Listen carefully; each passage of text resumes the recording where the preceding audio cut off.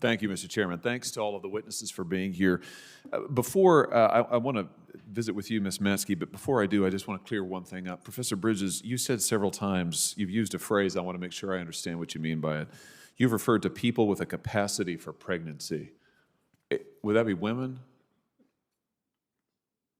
Many women, cis women, have the capacity for pregnancy. Many cis women do not have the capacity for pregnancy. There are also trans men who are capable of pregnancy, as well as non-binary people who are capable of pregnancy. So this isn't really a women's rights issue. We can recognize that this impacts women while also recognizing that it impacts other groups. Those things are not mutually exclusive, Senator Hawley. Oh, so your view is that the core of this right then is about what?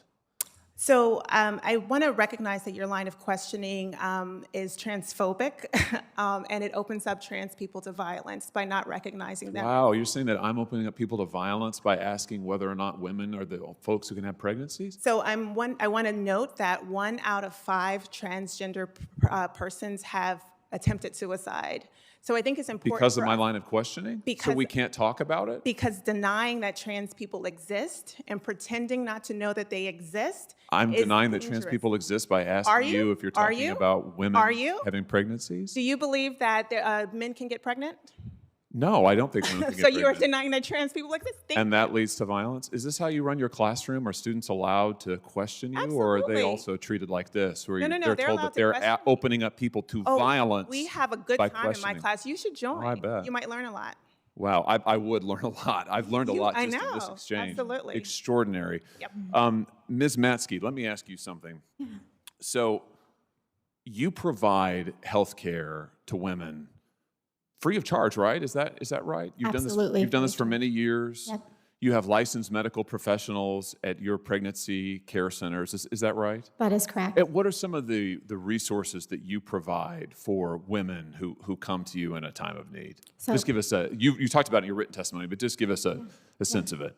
So we have 3 OBGYN doctors, 5 registered nurses, nurse practitioners, physician assistants, phlebotomists, medical assistants, and we provide prenatal care, OBGYN care. We provide pregnancy tests, ultrasounds, well woman visits, breast exams.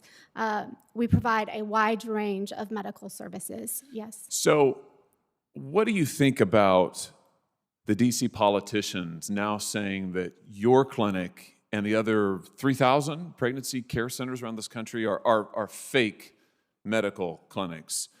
For instance, Senator Warren has said, it's now more important than ever to crack down on so-called crisis pregnancy centers that mislead and deceive patients. Senator Menendez, crisis pregnancy centers jeopardize women's health and well-being, all while elevating unproven theories about birth control.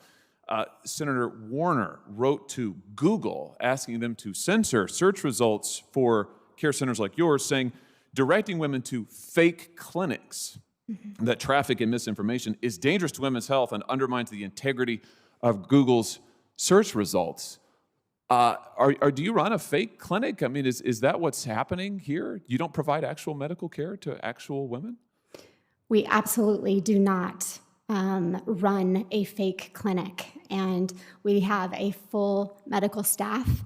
Like I said, many of our medical professionals have experienced abortion for themselves, including our OBGYN doctor who used to perform abortions. So our entire medical staff is there for women, whether they choose abortion and walk out the door or whether they choose life for their baby, and we support them for years after that. Do you think there ought to be an ideological test to be able to get medical care in this country? I mean, should we say to women, well, you have to agree with the DC Democrats' ideology, otherwise you can't go get medical care? Or maybe for you and the physicians who work at your pregnancy care center or the thousands of others across the country, should we impose an ideological test on them and say that, well, you have to agree with the DC Democrats' position on abortion or you can't provide medical care to women? Should we do that in this country? Absolutely not.